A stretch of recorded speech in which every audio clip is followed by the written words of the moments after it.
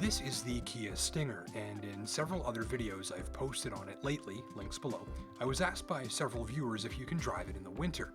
I have the answer to that question, and that answer is a resounding yes, that you can and should drive the Kia Stinger in the snow.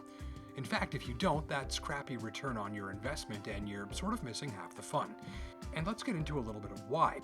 First, it's got all-wheel drive, but so does everything else nowadays. More importantly, the all-wheel drive system here is really good for three main reasons that I noticed.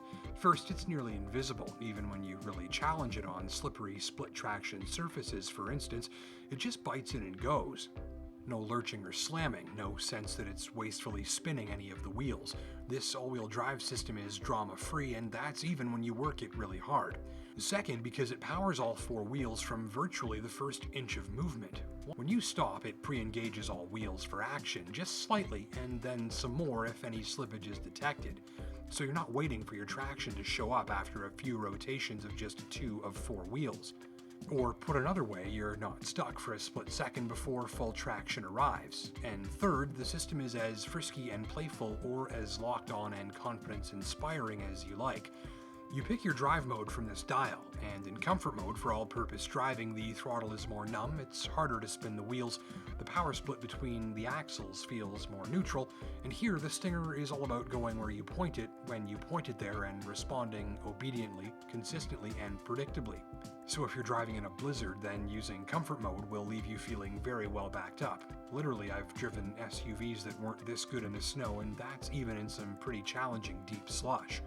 Or if you like, put it in sport mode, then kill the traction control with one click and no BS, and it's off, like off, off. Here you can drift and slide and skid and slip as much as you like, also predictably, and with no fuss, and with consistent responses to your inputs. Best of all, in sport mode, it's really easy to steer the car with the throttle, or the steering wheel, or the brakes, or all three. Whatever you want to do, whether it's confidently cruising through a snowstorm or skidding around some back roads like a teenager in their parents' F-150, the Stinger is like, yeah, sure, we can do that, no problem.